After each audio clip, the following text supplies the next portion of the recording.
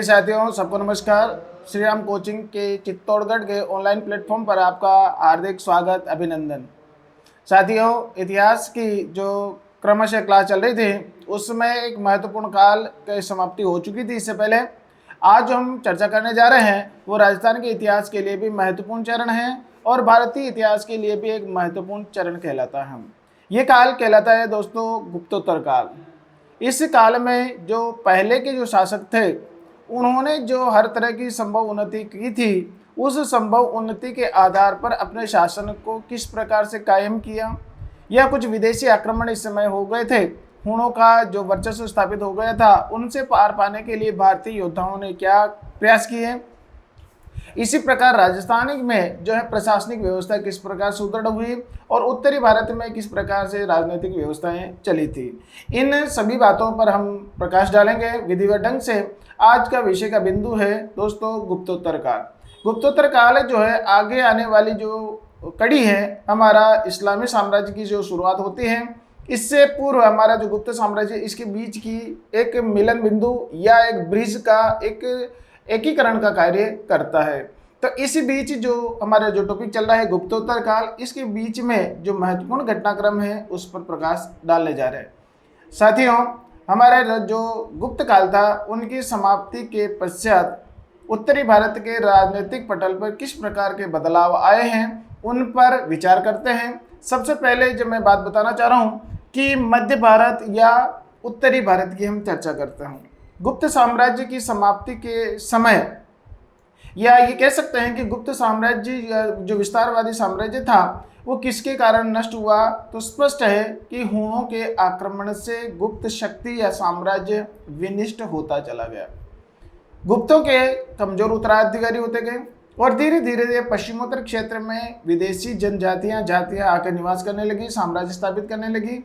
इस लड़खड़ाती हुई स्थिति में कोई किसने नेतृत्व प्रदान किया, किस प्रकार की स्थितियां चली है, वो मैं बात बताना चाह रहा हूँ। साथियों, भारत के उत्तर पश्चिमोत्तर क्षेत्र और मध्य और पूर्वी क्षेत्र में अलग अलग साम्राज्य स्थापित हो गए थे। जैसे मैंने बताया था कि आपका राजस्थान, गुजरात और मालवा, ये वाला जो प्रदेश है, इस प्रदेश में साम्राज्य की दशाएं कुछ अलग सी हो गई थी इस क्षेत्र में, और ये वाला जो क्षेत्र है, जिस क्षेत्र में जो साम्राज्य की स्थितियां अलग हो गई थी। अब ये वाला क्षेत्र और ये वाला क्षेत्र साम्राज्य की दृष्टि से किस प्रकार उद्भव हुआ है, पहले मैं मध्य और उत्तरी पूर्वी क्षेत्र की बात करता हूँ। यहाँ पर सबसे पहले जब ये गुप्त साम्राज्य यहाँ पर था, धीरे धीरे समाप्त प्राय हुआ, तो इस क्षेत्र में नेतृत्व प्रदान करने वाला कोई शासक नहीं हुआ है। तो धीरे से उस समय यहाँ दिल्ली के पास जो एक स्थान है जिसका मैंने पिछली क्लास में भी उल्लेख किया था, उस स्थान का नाम है थानेश्वर। इस थानेश्वर को केंद्र बनाकर या राजधानी बनाकर जिस व्यक्ति या पुरुषार्थी व्यक्ति का नाम था, उसका नाम था पुष्यभूति। उस पुष्यभूति ने अपने साम्राज्य की एक स्थापना की, नेतृत्व प्रदान किया, शक्तिशाली बना। इसी कारण अब ये जो सीमित साम्राज्य हैं, तो भी हम कह सकते हैं कि ये आगे चलकर विस्तार प्रदान करता है, विस्तार होता है। इसलिए इस वंश का नाम हो जाएगा पुष्यभूति वंश। और पुष्यभूति वंश जो है थानेश्वर इसकी राजधानी या केंद्र होकर साम्राज्य स्थापित हुआ। इसी प्रकार इस पुष्यभूति वंश में जो है प्रथम शक्तिशाली कौन शासक हुआ है, क्योंकि उत्तराधिकारी इसके होते गए और साम्राज्य है जो अक्षुण्ण बना रहा या धीरे धीरे विस्तार ले रहा था, लेकिन कौन ऐसा प्रथम शक्तिशाली शासक हुआ है जिसके बारे में चर्चाएं आती है, तो वो पुष्यभूति वंश का अगला जो शासक जो शक्तिशाली होता है जिसकी चर्चा होती है, उसका नाम है दोस्तों प्रभाकर वर्धन। एक और बात कि इस वंश में अधिकांश शासकों ने अपने आगे एक टाइटल जोड़ा जिसका नाम है वर्धन। हर शासक ने वर्धन की उपाधि धारण की। इस कारण इस वंश को वर्धन वंश भी कहा जाता है। वर्धन वंश का प्रतापी शासक पहला अगर कहे तो प्रभाकर वर्धन हुआ। प्रभाकर वर्धन ने थानेश्वर को केंद्र बनाकर भी अपने शासन स्थापित कर रहा था, लेकिन इधर जो है पश्चिमोत्तर क्षेत्र की तरफ जो है प्रशासनिक जो उथल पुथल हो रही थी, इधर से जो है हूणों का आक्रमण बराबर होता रह रहा था, या ये कि अतिक्रमण करके ये वर्धन वंश की ओर कायम होने जा रहे थे। तब प्रभाकर वर्धन ने जो है इस प्रभाकर वर्धन ने हूणों का दमन करने के लिए अभियान चलाया और उस अभियान के दौरान जो इन हूणों का दमन कर दिया। ये हूण जो थे, जो तोड़मान और मिहिर कुल के जो उत्तराधिकारी वंशज थे, वो कमजोर थे, हालांकि फिर भी उनका दमन करने के लिए प्रभाकर वर्धन ने जो अभियान चलाया और इनका समूल दमन करने के पश्चात जब इनका उन्मूलन कर दिया, तब प्रभाकर वर्धन की एक उपाधि मिलती है, उसने उपाधि धारण करी थी, उसका नाम है दोस्तों हूण हरण केसरी।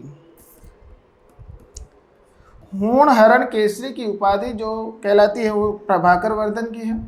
प्रभाकर वर्धन ने हूणों का दमन कर दिया और भारत में एक छत्र उत्तरी भारत में एक पूर्ण व्यवस्थित साम्राज्य स्थापित करने का प्रयास कर रहा था। इसी दौरान प्रभाकर वर्धन जो है, इसकी अंतिम समय में जो है रोग होने के कारण ये अपना शासन चलाने में असमर्थ था, रुग्णावस्था थी। रुग्णावस्था के दौरान अपने शासन का भार अपने जीवित रहते हुए अपने पुत्रों को सौंप दिया था। इससे प्रभाकर वर्धन के 2 पुत्र बताए गए हैं। इसी के 2 पुत्र कौन कौन हैं?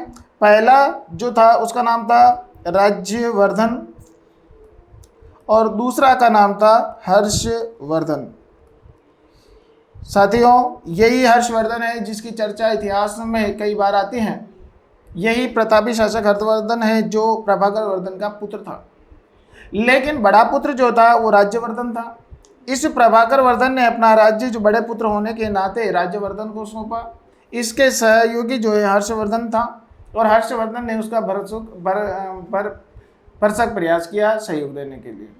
अब जब बात आती है कि राज्यवर्धन थानेश्वर का शासक बना, तो राज्यवर्धन के समय क्या चुनौतियां थी, क्या किन परिस्थितियों को ये जो सामना कर रहा था और क्या घटनाक्रम हुआ था, वो बताते हैं दोस्तों। जब राज्यवर्धन इस थानेश्वर का शासक बना, तब ये हुआ कि राज्यवर्धन के समय जैन धर्म, बौद्ध धर्म ज़्यादा प्रभावशाली हो रहे थे, क्योंकि इधर का हम बंगाल की तरफ देखें या इस क्षेत्र की तरफ देखें तो यहाँ पर पहले पाल शक्ति थी या पाल शासक थे जिन्होंने बौद्ध धर्म को ज़्यादा प्रश्रय दिया। अब पाल शासकों ने जब इनको प्रश्रय दिया और यहाँ पर जो स्थापित अपना नालंदा विश्वविद्यालय है, वो नालंदा विश्वविद्यालय किसके? बौद्ध धर्म के लिए विश्वविख्यात हो गया था, और उसमें भी कौन सा? महायान धर्म के लिए विश्वविख्यात हुआ। जब ये नालंदा विश्वविद्यालय का इन्होंने भी ये किया था, और इन्होंने जो एक दूसरा विश्वविद्यालय भी जो है स्थापित कर दिया जिसका नाम था विक्रमशिला। ये विक्रमशिला और नालंदा विश्वविद्यालय को जो विश्वविख्यात बनाने में जो योगदान है वो पाल शासकों का था।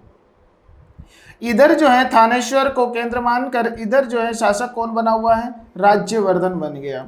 राज्यवर्धन जब ये शासक था तब उसने भी जो है बौद्ध धर्म को, पहले जो इनका सनातन धर्म जो है, इनके परिवार या वंशज जो हैं वो शैव धर्म को मानने वाले थे, ये शिव के उपासक थे, जो पुष्यभूति या वर्धन वंश के लोग।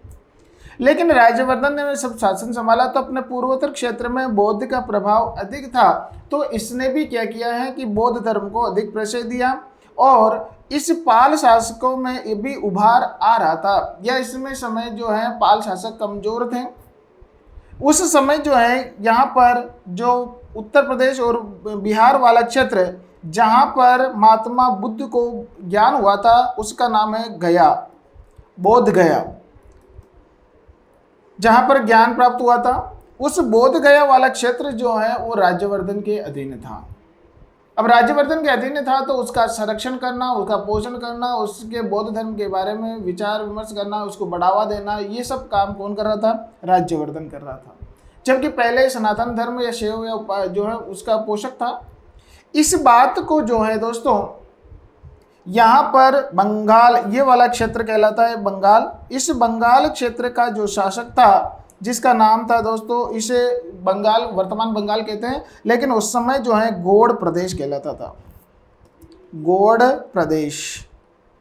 अब बात आती है कि इनका, जैसे पाल शासक इस समय कमजोर थे, राज्यवर्धन जो है इसका काबिज के एरिया था, और यह है जो बोध गया और इस क्षेत्र में बौद्ध धर्म को ज़्यादा प्रश्रय दे रहा था राज्यवर्धन।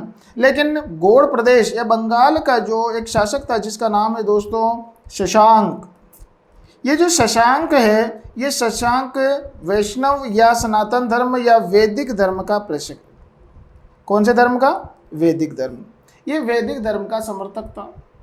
जब इसने देखा है कि राज्यवर्धन जो है धर्म के आधार पर अपना साम्राज्य विस्तार कर रहा है और वो भी बौद्ध धर्म का अधिक विस्तार कर रहा है, तो इस शशांक ने जो है अपनी सेना लेकर इसका विरोध किया और कहाँ पहुँच गया?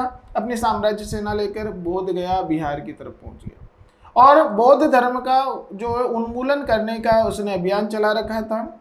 और यहाँ पर बोध गया में यहाँ पर पहुँचा और यहाँ पर महात्मा बुद्ध को जहाँ पर ज्ञान प्राप्त हुआ था, जिस वृक्ष के नीचे ज्ञान प्राप्त हुआ था वो वट वृक्ष है दोस्तों, या बोधि वृक्ष जिसे कहते हैं। इस बोधि वृक्ष को शशांक ने इस प्रदेश को जीत लिया और उसी प्रदेश के अंदर जो ये वट वृक्ष था इसका समूल नाश कर दिया, बौद्ध भिक्षुओं की हत्या कर दी और इस बरगद या वट वृक्ष या बोधि वृक्ष को काट कर दोस्तों गंगा में बहा दिया। ये प्रश्न कई बार आया है, वट वृक्ष को काट कर गंगा में बहाने वाला कौन था? ये था शशांक, जो गौड़ नरेश या बंगाल का शासक था।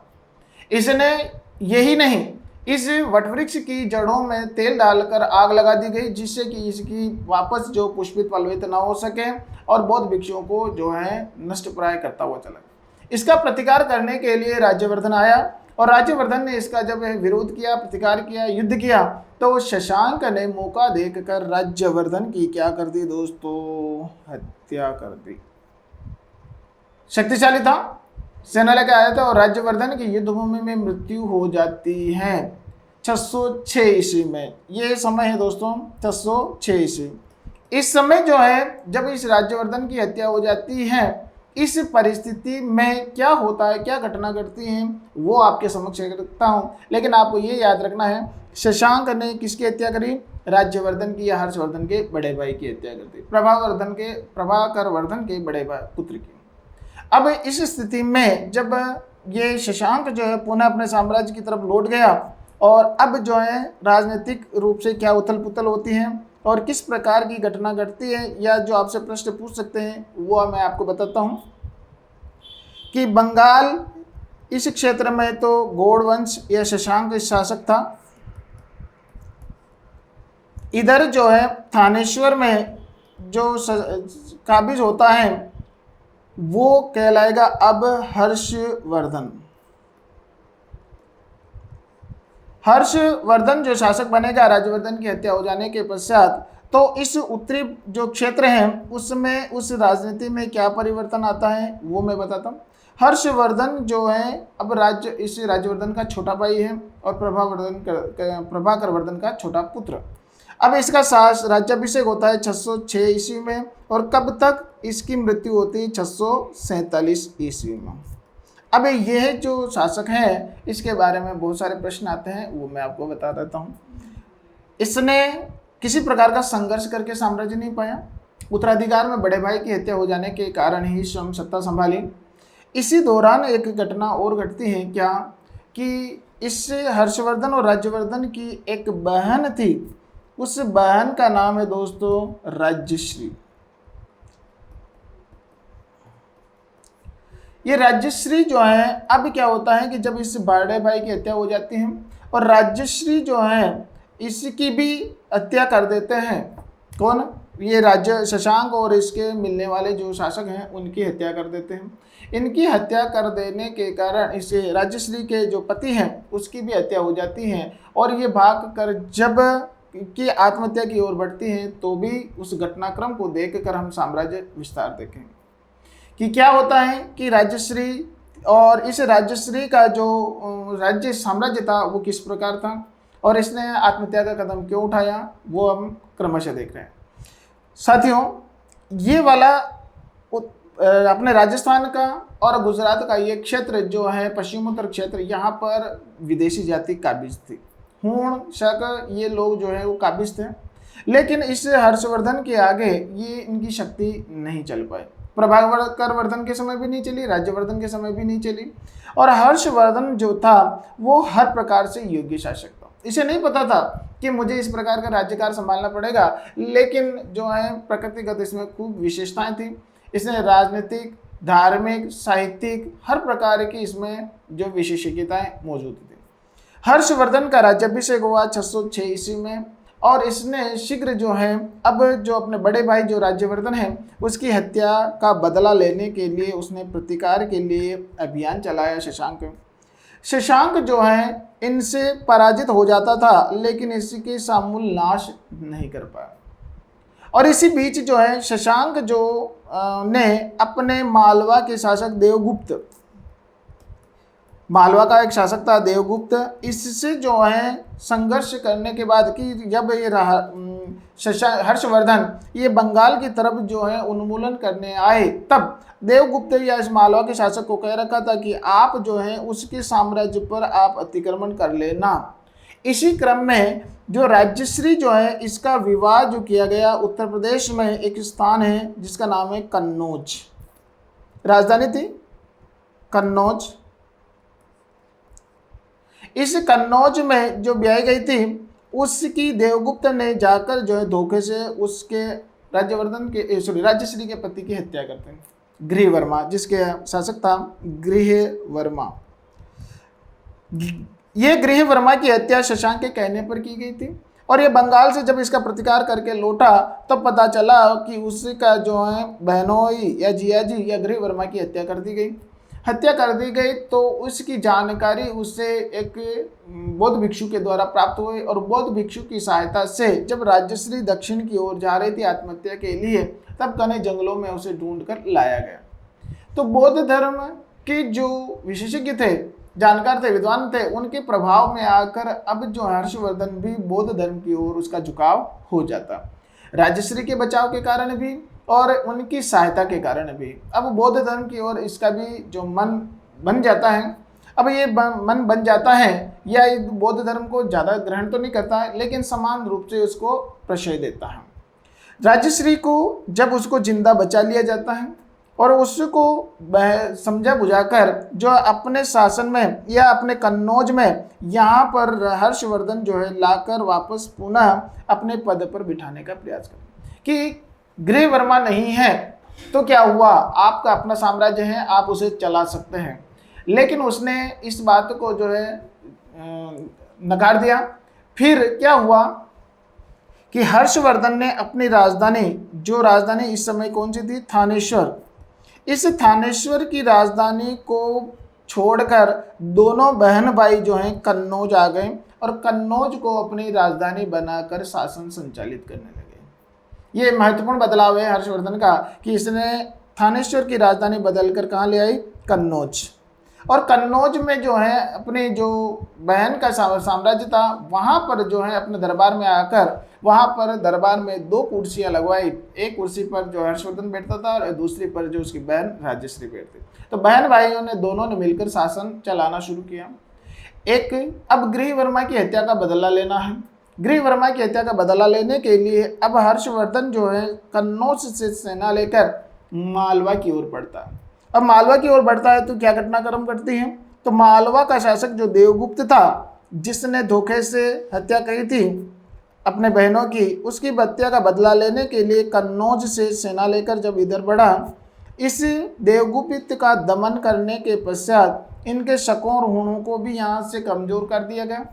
फिर जब ये इधर क्षेत्र की ओर बढ़ा तो यहाँ पर दक्षिण में विंध्याचल को पार करके नर्मदा नदी तक पहुँच गया था। कौन, हर्षवर्धन यहाँ पर पहुँच गया। तो दक्षिण में इधर का जो है पुलकेशियन द्वितीय का साम्राज्य था।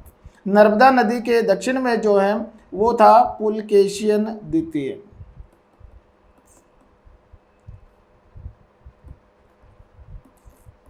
दोस्तों ये बहुत इंपॉर्टेंट घटनाक्रम है हर्षवर्धन के और इससे प्रश्न आने की संभावना जो होते।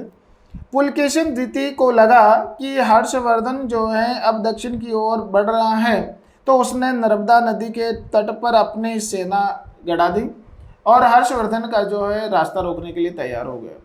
दोनों के मध्य जो है नर्मदा नदी के तट पर युद्ध हुआ और युद्ध होने के पश्चात जो है पहली बार अब हर्षवर्धन जो है पुलकेशिन द्वितीय से क्या हो गया, हर्ष जो है पराजित हो गया। हर्ष यहाँ पर पराजित हो जाता है और दक्षिण की तरफ नहीं बढ़ पाता है। उसका रास्ता रोकने वाला कौन था, पुलकेशिन द्वितीय। अब पुलकेशिन द्वितीय जब इसने रास्ता रोका या हर्ष पर विजय प्राप्त करी या उत्तरी भारत का जो प्रमुख शासक थे इसके बारे में जीता, तो पुलकेशिन द्वितीय ने यहाँ नर्मदा नदी के किनारे एक अभिलेख स्थापित करवाया। इस अभिलेख में जो है जानकारी मिलती है हर्षवर्धन की पराजय का, एकमात्र उल्लेख मिलता है। इस अभिलेख का नाम है दोस्तों ऐहोल अभिलेख। इस ऐहोल अभिलेख में दो बातें बताई गई कि उत्तरी भारत का जो सम्राट है हर्षवर्धन, इसको मैंने जो है युद्ध में पराजित किया। मेरे उत्तर जो पूर्व पश्चिम जो है इस क्षेत्र में जो एक साम्राज्य स्थापित हो रहा है वो साम्राज्य कौन है, गुर्जर प्रतिहार। गुर्जर प्रतिहार जो एरिया लोकेट करता है वो बताता है कि पश्चिमोत्तर क्षेत्र में गुर्जर प्रतिहारों का साम्राज्य है और इधर जो है मध्य उत्तरी क्षेत्र में जो है हर्षवर्धन शासक था। ये बात इस ऐहोल अभिलेख में लिखी है और हर्ष जो है साम्राज्य विस्तार के लिए आया और उसका जो है उन्मूलन कर दिया, उसका दमन कर दिया, उसको पराजित कर दिया। तो दो तरह के प्रश्न बनते हैं कि हर्ष की पराजय का उल्लेख किस अभिलेख में मिलता है, तो ऐहोल में। एक दूसरा राजस्थान के इतिहास के लिए महत्वपूर्ण प्रश्न बनता है कि गुर्जर प्रतिहारों का उल्लेख करने वाला कौन सा अभिलेख है। पहला या महत्वपूर्ण पहला और अंतिम वो है कौन सा, ऐहोल अभिलेख। और ये किसके द्वारा स्थापित है, पुलकेशिन द्वितीय के द्वारा स्थापित है, क्योंकि उसने जो है साम्राज्य की लोकेशन बताई है और मूल रूप से उसमें लिखना था हर्ष की पराजय का, और वहाँ पर साम्राज्य के जो है सीमा निर्धारण कर दी कि नर्मदा के दक्षिण में जो है पुलकेशिन द्वितीय का साम्राज्य अकंठ स्थापित हो गया। अब बात आती है हर्षवर्धन पुनः साम्राज्य की तरफ लौट गया। अब उसने जो है राज्य विस्तार की अपेक्षा साम्राज्य उत्थान की ओर ध्यान दिया और साम्राज्य उत्थान के लिए जो इसने प्रयास किए थे वो ज़्यादा महत्वपूर्ण है। हर्षवर्धन की विजय भी महत्वपूर्ण है, लेकिन इसकी जो साम्राज्य को ऊंचा उठाने के लिए, धार्मिक सहयोग देने के लिए जो प्रयास किए थे वो काफ़ी उल्लेखनीय हैं। अब मैं बात करूंगा कि हर्षवर्धन ने वापस कन्नौज लौट आया और कन्नौज की राज्यसभा में रहते हुए इसने अपने धर्म विस्तार और साम्राज्य की उन्नति का प्रयास करने लगे। इसी क्रम में इस नालंदा विश्वविद्यालय में जो उस समय विश्वविख्यात था, इस नालंदा विश्वविद्यालय में स्वयं हर्षवर्धन भी पढ़ा था, अध्ययन किया था। और हर्षवर्धन जब अध्ययन कर रहा था उस समय चीनी यात्री भी आकर इस नालंदा विश्वविद्यालय में अध्ययनरत रहा था। उसका नाम था दोस्तों कौन सा, हेनसांग। जो पिछली क्लास में मैं बता चुका था, हेनसांग एक चीनी यात्री था जो कि हर्षवर्धन के समय भारत में आया और नालंदा विश्वविद्यालय में उसने अध्ययन किया था और उसी की यात्रा विवरण के आधार पर नालंदा विश्वविद्यालय का इतना बड़ा खाका बताया जा चुका था। नालंदा विश्वविद्यालय में जब आया था तब हर्षवर्धन भी वहाँ पर पढ़ा था। हर्षवर्धन साम्राज्य राजा बन गया और ये जो है हेनसांग वहीं विश्वविद्यालय में सेवा देने लगे। जब ये शासक बना तब इस हर्षवर्धन ने जो है अपने राज्य दरबार में कई धार्मिक आयोजन भी करने लगा। धार्मिक आयोजन करने लगा तो उस समय जो बात आ जाती है कि ये नालंदा विश्वविद्यालय और ये आपका कन्नौज राज दरबार है। इस कन्नौज में जो है एक दरबार का आयोजन किया गया। लगभग उसका समय है 634 ईस्वी में। 634 ईस्वी में इस दरबार का आयोजन किया गया। पूरे भारत भर के जो है विद्वान, अनेक धर्मों के विद्वान यहाँ सम्मिलित हुए। यहाँ पर बौद्ध सभा बताई जाती है कि ये सभा कौन सी थी, बौद्ध सभा थी। इस बौद्ध सभा का जो है अध्यक्ष या नेतृत्व जो है वो किसे बनाया गया, जब ये हेनसांग जो है दरबार में आया था उसी समय सभा हुई थी। तो इस हेनसांग को, जो हेनसांग इसके दरबार में आया था, हेनसांग को इसका अध्यक्ष बनाया बौद्ध धर्म सभा। और बौद्ध धर्म सभा का अध्यक्ष बनाने के पश्चात जो हेनसांग जो है उसने तात्कालिक या समय अनुकूल जो धार्मिक विशेषताएं थी उनके बारे में भी प्रकाश डाला। लेकिन हेनसांग जो है किसी प्रकार का अध्यक्ष बनना या किसी प्रकार की जो है सेवा चाकरी करने का इच्छुक नहीं था। वो भारत भ्रमण के लिए आया था और भारत भ्रमण के लिए आने के साथ ही उसने जो है अपने क्या नाम पैदल मार्ग से आया, तक्षशिला होते हुए भारत के जितने भी बौद्ध धार्मिक स्थल थे मुख्य वहाँ की उसने यात्रा करी। वो नालंदा विश्वविद्यालय के पश्चात जो है असम भी गया, हर्ष के दरबार में भी गया और पश्चिमोत्तर क्षेत्र से होते हुए वो जब पूर्वी और उत्तरी भारत की तरफ आया तब उसने राजस्थान में भी प्रवास किया और राजस्थान में भी जो बौद्ध धर्म के जो केंद्र थे वहाँ पर उसने यात्रा की, वहाँ का जो है वर्णन लिखा और वहाँ सबसे पहले जो है वो भीनमाल में गया।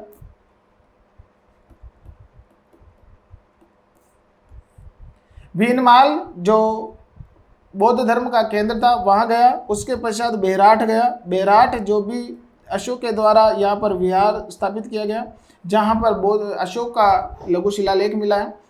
यहाँ भीनमाल और बेराट में हेनसांग के आने का उल्लेख मिलता है, यही वर्णन लिखता है। इसके पश्चात वो वापस पुनः जो है पैदल मार्ग से वो पुनः चीन लौट गया था।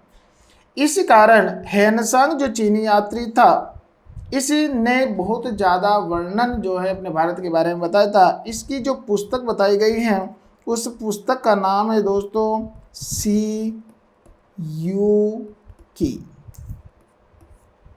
और इसकी एक विशेषज्ञता बताई गई है, संज्ञा दी गई है। इसे कहते हैं तीर्थ यात्रियों का राजकुमार।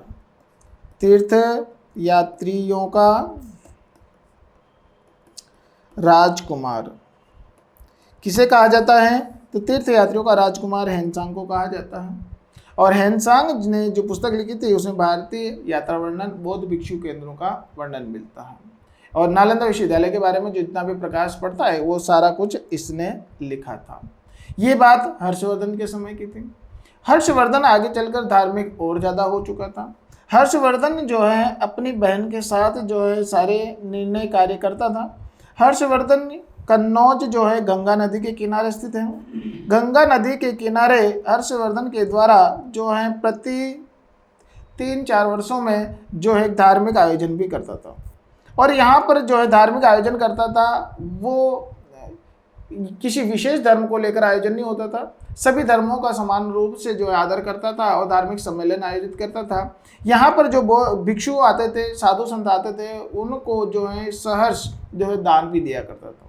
बताया जाता है इसी धार्मिक परंपरा के आधार पर जो है अपने कुंभ जो निर्माण होने कुंभ आयोजन की जो है योजनाएं बनने लगी। जो हमारे 4 प्रमुख कुंभ लगते हैं वो कुंभ मेले वो हर्षवर्धन की अनुकरण के आधार पर ही स्थापित हैं, ये बताया जाता है। इस तरह के धार्मिक जो है प्रति 2 वर्ष 3 वर्ष या 4 वर्ष में जो आयोजित करता था हर्षवर्धन और यहाँ पर आने वाले साधु संतों को जो है सहर्ष जो है उनको दान किसी भी प्रकार का है उसे खाली हाथ नहीं लौटाता। एक बार की घटना से बताई गई है राजश्री, इसकी बहन और खुद जब ये धार्मिक आयोजन के समय दान देने के लिए बैठे थे तब दान देते देते अपने जो है शरीर के जो भी अंग आभूषण थे उनको भी दान दे चुका था और ऐसा घटना भी घटी कि उसने अपने महंगे वस्त्र भी उतार कर जो है साधु संतों को दे दिए और वो महंगे जब कपड़े दे दिए तो उस राजश्री ने जो है अपने व्यक्तिगत जो है कपड़े मंगाकर उस हर्षवर्धन को पहनाकर अपने राज दरबार लाया गया था। तो दानशीलता में श्रेष्ठ जो है ये हर्षवर्धन भी कहलाता है। इस तरह की परंपरा चलने लगी थी दोस्तों। एक बात आती है कि हर्षवर्धन केवल धार्मिक ही नहीं था, खुद विद्वान भी था। इसने भी जो है कई साहित्य लिखे हैं दोस्तों। इसकी जो साहित्य लिखे जाते हैं उनके साहित्य के बारे में चर्चा आती है और इसने जो अपने दरबार में जो है बहुत सारे विद्वानों की नियुक्ति भी की है और इसके दरबार में जो है नियुक्त होने वाला जो विद्वान था उस विद्वान ने भी जो है हर्षवर्धन के समय में बहुत सारे साहित्य लिखे हैं और वो साहित्य कौन कौन से लिखे हैं और उनके बारे में बहुत सारे में चर्चा आती है। उसकी ख्याति विद्वानों के द्वारा भी की गई है। अब वो कौन है? जैसे उस दरबार में रहने वाला जो कादम्बरी और रत्नाव इसका हर्षचरित का जो विशेषज्ञ है, निर्माण करने वाला, लिखने वाला, वो कौन था दोस्तों? उसका नाम था दोस्तों बाणभट्ट। इसका दरबारी विद्वान है हर्ष का। इसने जो है 2 पुस्तकें लिखी थी, एक का नाम है कादंबरी और एक का है हर्षचरित। ये प्रश्न प्राय पूछा जाता है कि हर्षवर्धन के समय दरबारी विद्वान कौन सा था? तो बाणभट्ट। और बाणभट्ट के द्वारा जो पुस्तकें लिखी गई वो एक तो कादंबरी है और एक दूसरा कौन सा है? हर्षचरित। अब जो मैं महत्वपूर्ण बात बताया जा रहा हूँ वो है हर्ष की या हर्षवर्धन की। हर्षवर्धन भी साहित्यकार था। इसके द्वारा भी जो है 3 पुस्तकें लिखी गई हैं और वो 3 पुस्तकें कौन कौन सी हैं, जो भी हम अंतर करके देख सकते हैं कि हर्षवर्धन ने भी पुस्तकें लिखी है और इसके जो दरबारी विद्वान है बाणभट्ट ने, उसने भी पुस्तकें लिखी हैं। कौन सी है दोस्तों? जैसे इसके द्वारा लिखे जाते हैं नागानंद, दूसरी आती है रत्नावली और तीसरी जो पुस्तक है वो है दोस्तों प्रियदर्शिका।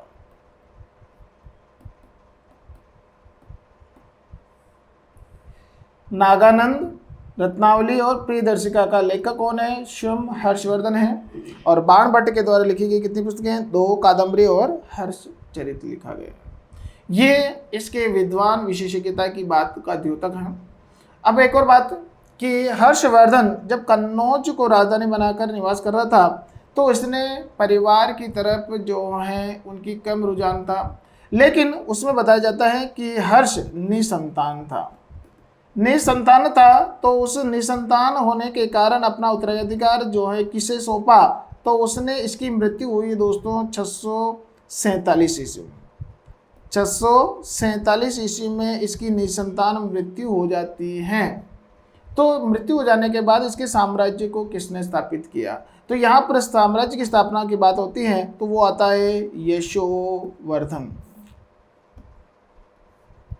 यशोवर्धन इसका उत्तराधिकारी। तो हर्ष से पहले का उत्तराधिकारी शासक कौन है? राज्यवर्धन। तो हर्ष से पहले राज्यवर्धन, उसके पश्चात जो है वो यशोवर्धन कहलाता है। और हर्षवर्धन जो निसंतान था और इसका जो साम्राज्य है दोस्तों, यहाँ पर बंगाल से लेकर यहाँ पर पंजाब और कश्मीर के नीचे वाला क्षेत्र, उत्तरी भारत का क्षेत्र इसके साम्राज्य के अधीन था। अब इधर जो है राजस्थान और गुजरात वाला क्षेत्र, इसमें राजनीतिक उथल पुथल क्या हो रही थी उसकी चर्चा करें। तो ये जो हमारा मध्य और उत्तरी भारत की जो शासक थे वो हर्षवर्धन या पुष्यभूति वंश का जो साम्राज्य था उसके बारे में हमने चर्चा करी। एक थोड़ी सी घटनाक्रम और बता देता हूँ हर्ष से जुड़ी, क्या कि इस उत्तरी भारत में जब ये शासक बना हुआ था हर्षवर्धन, तो पूर्वी क्षेत्र इसके अधीन था लेकिन दक्षिण का भाग इसके अधीन नहीं था क्योंकि पुलकेशिन ने इसको पराजित कर दिया था। लेकिन इधर पश्चिमोत्तर वाला साम्राज्य जो है वो भी इसके कम अधीन में रहा है। उस कम अधीनता में इस समय जो विदेशी लोग थे वो विदेशी मौका देखकर अपने साम्राज्य विस्तार करना चाह रहे थे, लेकिन परिस्थितियां कुछ अलग थी। यहाँ पर जो सबसे पहली बार जो है राजधानी जो है कन्नौज जो बनाई है, उस कन्नौज को लेकर आगे राजनीतिक भारत की राजनीति जो है संचालित होती है। आगे भारतीय राजनीति का केंद्र जो है कौन सा बन जाएगा? कन्नौज। कन्नौज में दोस्तों अब कौन कौन से राजवंश की चर्चा होगी? वो सबसे पहले जो इस को राजधानी किसने बनाया था उसको बनाया है हर्षवर्धन ने। इसका मतलब है कि प्रमुख ज़्यादातर जो फेमस जो वंश है वर्धन वंश। इसके बाद जो यहाँ पर वंश जो काबिज होगा वो कौन रहा है? आयुध वंश होगा, जो कमजोर शासक है दोस्तों, क्योंकि वर्धन वंश या यशोवर्धन इसके उत्तराधिकारी कमजोर हो जाते हैं। तो यहाँ पर आयुध वंश काबिज होगा। और उसके पश्चात जो है जयचंद जो आएगा, जयचंद जिस वंश का होगा उस जयचंद के द्वारा, जिसे गहड़वाल वंश कहते हैं, गहड़वाल,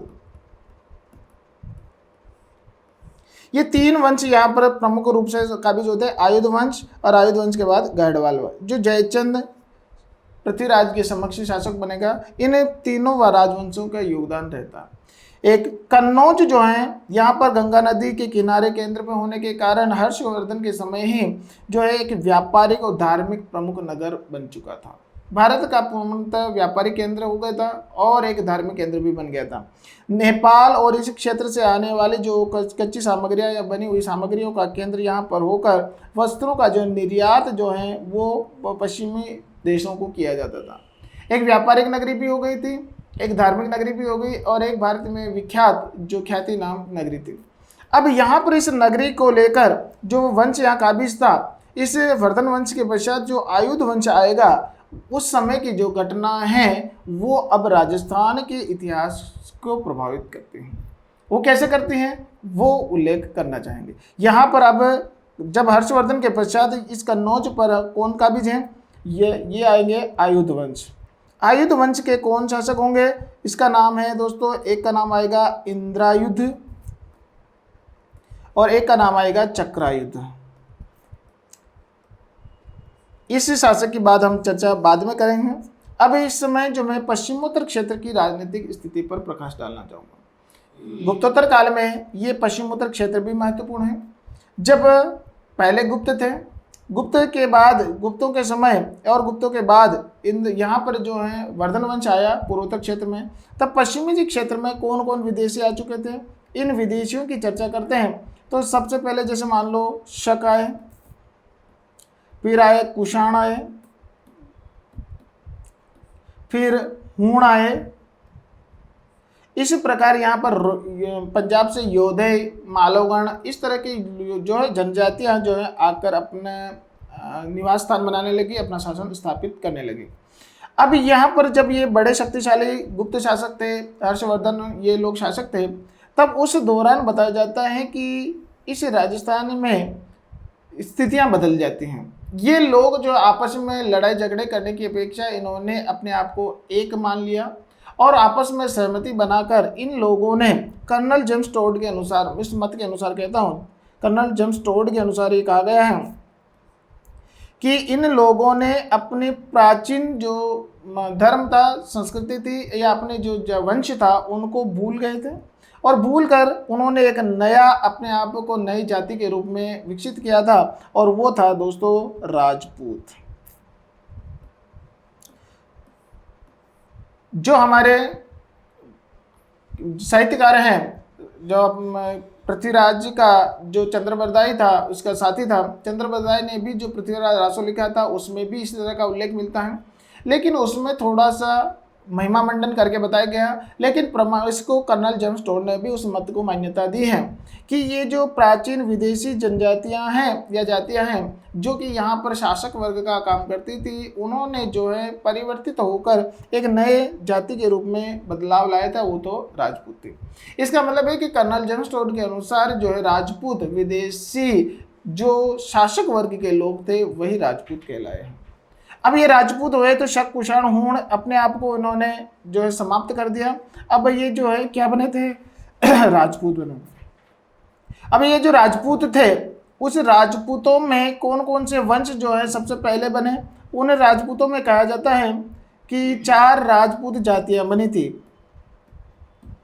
वो 4 राजपूतों में सबसे पहले जो आता है वो है गुर्जर प्रतिहार। दूसरा जो आता है वो आता है परमार और तीसरा जो आता है चालुक्य या सोलंकी कहलाते हैं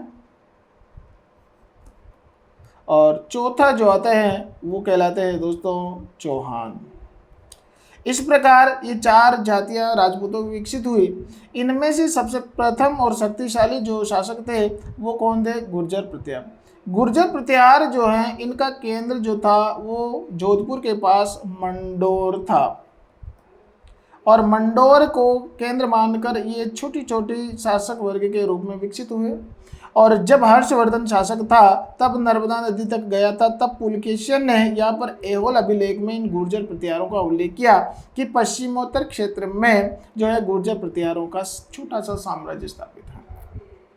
अब गुर्जर प्रतिहारों और परमार और चालुक्य जो है, परमारों ने मालवा क्षेत्र में अपना जो शासन काबिज किया। सोलंकी जो है गुजरात के क्षेत्र में है, चालुक्य जो है गुजरात के क्षेत्र में काबिज हुए। इसकी एक शाखा जो है दक्षिण भारत की जो है इधर बनी, और पुलकेशिन द्वितीय जो है वो उसी साम्राज्य का अंग था। इसी प्रकार हम देखते हैं कि गुर्जर प्रतिहारों के समय ये इनकी शक्ति कमजोर थी, लेकिन जब ये हर्षवर्धन की मृत्यु हो जाती है, यशोधर्मन के पश्चात जो आयुध वंश आता है, इस समय सबसे उत्तरी भारत के शक्तिशाली कौन हो जाता है? गुर्जर प्रतिहार। और गुर्जर प्रतिहार जब ये शक्तिशाली हो जाते हैं, तब इन गुर्जर प्रतिहारों में क्या घटना घटती है कि ये गुर्जर प्रतिहार का केंद्र, इनकी शाखाएं जो हैं, जब ये भीनमाल की तरफ इनकी शाखा बनी। गुर्जर प्रतिहारों की प्रथम शाखा कहाँ पर है? मंडोर। दूसरी शाखा कहाँ पर बनी? भीनमाल। और तीसरी कहाँ बनेगी? उज्जैन। और चौथी शाखा कहाँ बनेगी? कन्नौज। इसका मतलब है कि गुर्जर प्रतिहारों की 4 शाखाएं बनेगी और एक के बाद एक क्रमशः बनेगी। तो यहाँ पर भीनमाल शाखा में के दौरान जब ये शासक थे, तब इन्होंने क्या किया? इन उज्जैन को भी जीत लिया। और जब ये आयुध वंश कमजोर था, तो यहाँ से जो है इन प्रतिहारों ने कन्नौज पर आक्रमण कर दिया। क्यों? तो कन्नौज उस समय राजनीति का प्रमुख केंद्र था, और कन्नौज प्रमुख केंद्र था, इस पर आक्रमण करके जीत लिया गया था। अब इस स्थिति में कि भारत में कौन कौन सी शक्तिशाली साम्राज्य जो हैं वो बने हुए थे, मैं उस घटनाक्रम को लेकर आता हूँ जो हमारे भारत के लिए काफ़ी महत्वपूर्ण है और राजस्थान के लिए भी महत्वपूर्ण आएगा। दोस्तों, इस क्षेत्र में जब ये शशांक वाला साम्राज्य नष्ट हुआ, तब इस क्षेत्र में दोस्तों पाल वंश या पाल शक्ति काबिज हुई। एक दूसरा, इधर जो है पुलकेशिन के पश्चात जो है यहाँ पर जो है राष्ट्रकूट जो लोग हैं वो काबिज हुए, और इधर जो है मालवा के क्षेत्र या राजस्थान में जो है गुर्जर प्रतिहार थे, गुर्जर प्रतिहार राजपूत लोग। और इस समय जो केंद्र जो बना हुआ था वो कौन सा है? कन्नौज। जब मैंने बताया था कि वत्सराज के समय, गुर्जर प्रतिहारों में वत्सराज के समय जो है यहाँ उज्जैन को भी जीत लिया गया, और उज्जैन को जीत लिया गया तो उस उज्जैन केंद्र हो गया। और वत्सराज के द्वारा जो है कहाँ पर आक्रमण किया गया? कन्नौज पर, क्योंकि ये कन्नौज को जीतने के लिए या उसको जो है अपने साम्राज्य में मिलाने के लिए अपने साम्राज्य वृद्धि करना चाह रहा है। उस दौरान जो है कन्नौज के जो ये शासक थे आयुध वंश के, इंद्रायुध चक्रायुध, ये भागकर पाल शासक की शरण में चले जाते हैं। धर्मपाल जिनको संरक्षण देता है, और ये दोनों वापस सेना लेकर इसको पराजित करने जाते हैं, लेकिन पाल शासक पराजित हो जाते हैं। इस प्रकार जो गुर्जर प्रतिहार हैं, एक समय में इनका इतना साम्राज्य विस्तारित हो गया था। जब इतना साम्राज्य विस्तारित हो गया, तब इस समय जब ये वत्सराज यहाँ पर काबिज था, तब यहाँ राष्ट्रकूट का जो शासक था उसका नाम था ध्रुव प्रथम। ध्रुव प्रथम ने देखा कि अगर ये साम्राज्य विस्तार होता रहा तो ये आज तो कन्नौज की तरफ गया, तो कल मेरी तरफ भी आ सकता है। तो इसने जब यहाँ पर इन दोनों के मध्य युद्ध चल रहा था, तब ध्रुव प्रथम ने जो यहाँ से आक्रमण कर उज्जैन को जीत लिया, उज्जैन की तरफ बढ़ा। तब ये यहाँ से वत्सराज वापस इसको पराजित करने के लिए आया, लेकिन थकी हारी सेना थी, असावधान की स्थिति में थे। उस समय जो है वत्सराज जो है पराजित हो जाता है, वत्सराज पराजित हो जाता है। अब वत्सराज पहली बार किससे पराजित हुआ? ध्रुवप्रस्थ। इसी प्रकार यहाँ पर जो है भारतीय समीकरण में 3 शक्तियाँ जो हैं इस समय युद्ध के लिए आतुर थी और आपस में युद्ध चलता रहता था। वो 3 शक्तियाँ कौन कौन सी है? पालवंश, राष्ट्रकूट और गुर्जर प्रतिहार। अब इन तीनों शक्तियों में आपस में युद्ध होता है। इसे भारतीय साम्राज्य में जो है किस नाम से जाना जाता है दोस्तों? त्रिकोणीय संघर्ष। त्रिकोणीय संघर्ष जो है ये हर्षवर्धन या गुप्तोत्तर काल का प्रमुख राजनीतिक बिंदु है। त्रिकोणीय संघर्ष में कभी पाल वंश जीत जाते हैं, कभी जो राष्ट्रकूट जीत जाते हैं, कभी गुर्जर प्रतिहार जीत जाते हैं। लेकिन 750 से बाद में लेकर जो ये 150 वर्षों तक ये संघर्ष चला, त्रिकोणीय संघर्ष, उसमें अंततोगत्वा कौन शासक विजयी हुए? गुर्जर प्रतिहार विजयी। गुर्जर प्रतिहारों की सत्ता आगे चलकर जो है 150 वर्षों के संघर्ष के बाद इनकी ही सत्ता काबिज होती है, और वो सत्ता काबिज हो जाने के कारण अब उत्तरी भारत में जो है राजपूतों का शासन हो जाता है, और राजपूतों में एक से बढ़कर एक राजा होते हैं और उन्होंने उत्तरी भारत को एक छत्र शासन स्थापित करने में मदद की थी। गुर्जर प्रतिहार कमजोर हुए तो उनकी चौथी शाखा जो चौहान आते हैं, वो चौहान भी उत्तरी भारत में शासन करते हैं। इसी प्रकार गुर्जर प्रतिहार हो चाहे चौहान हो, इनका शासन अनवरत रूप से बना रहा। इस कारण भारतीय इतिहास में 750 के बाद जो है 1100 ईस्वी तक के साम्राज्य को हम कहते हैं दोस्तों, कौन सा? गुप्त काल के बाद आता है राजपूत काल। ये राजपूत काल जो है ये राजस्थान के इतिहास के लिए भी महत्वपूर्ण है। तो ये भारतीय इतिहास में भी आता है और राजस्थान के इतिहास में भी एक टर्निंग पॉइंट है, जिसका समीकरण मैंने करके आपको बताया। तो राजपूतों का उद्भव और उत्तरी भारत में छाने की जो स्थिति है या उनका शासन का भी जो होता है वो क्या कहलाता है? राजपूत का। प्रथम जो राजपूत है गुर्जर प्रतिहार हुए थे, उस समय त्रिकोणीय संघर्ष की शुरू होता है और इनकी सत्ता कमजोर हो जाती है तो फिर चौहान आ जाते हैं और चौहानों की सत्ता कैसे काबिज होते हैं? अब विदेशी आक्रमण इस समय कहाँ पर होते हैं? उन विदेशी आक्रमण जो मुस्लिम आक्रमण होते हैं उनकी चर्चा अगली क्लास में करेंगे और अगली क्लास में हम मुसलमान इस्लामी साम्राज्य की शुरुआत भी कैसे होते हैं उसके बारे में चर्चा करेंगे। दोस्तों तब तक इसको देखते रहें और बार बार देखें, समझें और उसी के आगे कड़ी जोड़कर हम अगले बिंदु को लेके आ रहे हैं जिसका नाम है सल्तनत काल। तब तक घर पे रहें, सुरक्षित रहें, पढ़ते रहें। Thank you.